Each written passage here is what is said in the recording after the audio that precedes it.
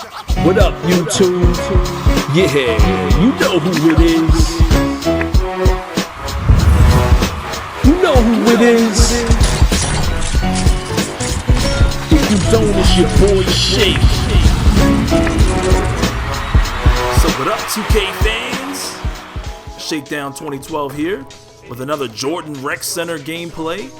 And it's time to kick some of those actual factuals to you about the NBA 2K15 patch details. One of the things that caught my attention was they said continued improvements have been made to the face scanning process. It says please ensure you have plenty of balanced lighting like natural light, which is still best for the best results.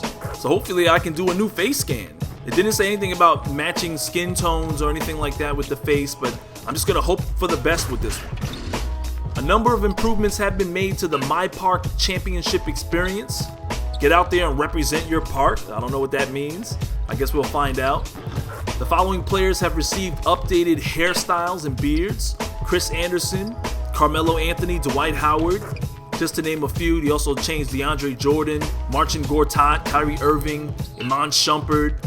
The following players have received new and updated head scans: historic Shaquille O'Neal, Damian Lillard, Steve Nash, and Jordan Hill, to name a few. Rajon Rondo now has a new body type. They updated the Atlanta Hawks and the Toronto Raptors jerseys. They updated the referee uniforms. Improved lip sync with Doris Burke, which is kind of annoying and weird during halftime shows. When spectating or in the Got Next in the Jordan Rec Center, the quarter and time remaining will now appear in the score bar. I think that's a huge step in the right direction because a lot of times you're just waiting around and you have no idea how much time is left. Users with very low teammate grades in All-Star Team Up or in My Park games will be removed from the current session. So I'm guessing guys that are like rolling the ball out of bounds on purpose or running backcourt on purpose, trying to ruin the game for the other team. If say their friends are on the other side, now they'll actually get kicked out of the game. I don't know how that translates to the stage because people are out there boosting all the time on the stage. I got friends that have 100,000 VC and they try to jump on the other team at the stage just so they can lose and give me VC. I'm like, what are you doing? NBA players now have appropriate wingspans and body lengths listed when editing them in Edit Player. Users are now able to change where the NBA logo is placed in their headband when viewing it in the accessories in My Player store. That's great because last year you could wear it in the front and you could wear it in the back. Now you can only wear it in the back. Been some gameplay improvements in this patch as well. Several improvements made to defense movement to make it more responsive.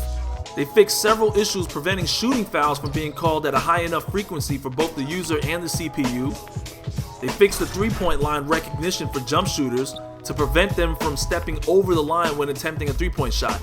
I don't know if they realize, but on the park or in the rec center, there are times where they don't actually record a three-point shot from the corner, so I don't see anything mentioned there. Pass speeds have been increased to reduce floaty passes.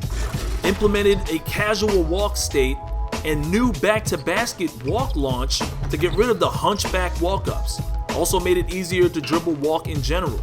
They disabled technical fouls due to excessive timeouts in online games to prevent griefing. They fixed overpowered behind-the-back dribble moves. Yeah, I'll see about that.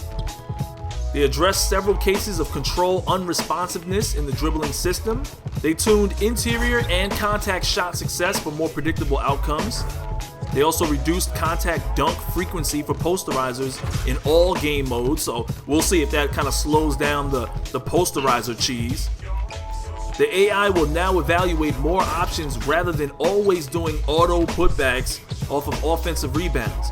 I don't know, that's good. That could be a good thing and a bad thing. I hope my bigs are not getting rebounds and just standing around. I hope they actually either go back up or kick the ball out properly. We'll see. Apparently several improvements made to balance offense and defensive rebounding. More impactful penalties instituted against the zigzag three-point exploit. So we'll see if there's really been any major changes in that exploit. They increased the frequency of reaching fouls. They tuned defensive closeout speed and effectiveness. The shot meter is now enabled during free throw situations, so I'm looking forward to seeing that. Reduce the frequency of moving screen violations. We see a lot of that in the Rec Center and in MyCareer. They fixed an exploit in which the user could continually engage and disengage from the post to get to the basket. Yeah, I've seen a lot of that too. A lot of people have been complaining about the post-up cheese moves. They changed the default settings for the defensive assist online to 50 to help with the on-ball defense. They fixed the ability to throw long touchdown passes by alley-ooping to the receiver from the backcourt. Forced receivers to play standing catches on check ball passes. They fixed several cases of rebounding goaltends being called too frequently. I just lost a triple overtime to a goaltend. Yeah, I really hope that's been fixed. Improvements to passing and catching into the post. They made passers more aware of the defenders behind them when selecting pass animations. They delayed the AI's decision to pass on pick and rolls until the roll animation is launched. Prevented off-ball defenders from going into a shot contest if an on-ball teammate is already in one. That one used to really piss me off because it kind of pulls you into an animation even if you're not trying to. They made it easier to control your player during the 2K camera flip transition, and that's good because there's been times where it's been flipping, and if I have the ball, I change direction, so hopefully that's been addressed properly. They removed dribble drive stutter that was occasionally playing in the wrong situations. I just mentioned that in my last MyCareer video, that I do a nice crossover, I'm ready to go to the rim, the guy's lost, he can't find me, I've already beat him off the dribble, but my man is running, he's like dribbling sideways with his back to the basket. It's extremely annoying, and it didn't exist in the previous 2Ks. They've also made some improvements to MyCareer. They improved the shot awareness and raised the shot percentages for teammates in MyCareer to make them more effective. The Chase Down Artist badge should now unlock at the appropriate time. The requirements for Dimer, Acrobat, Scrapper, Spin Lay-In, Post Hoperator, and Charge Card badges have been lowered to make them a little more attainable. They also fixed an issue where pre-game rituals would occasionally not trigger before played games. One thing I didn't see them mention was they didn't say anything about the input lag or the frame rate issues on the rec center. So the first thing I'm going to try is I'm going to run over to the rec center tonight and see how the rec center plays. If there's 80 people at the rec center, I want to see if the game is still lagging. I didn't see anything talked about in that regard. And also, I didn't see them say anything about making any efforts to balancing the Hall of Fame difficulty in MyCareer mode. It seems like your players are just dumber while their players continue to make shots. So they did say they increased the probability that your players will make more shots, and hopefully that increases their contribution to the game. We'll see.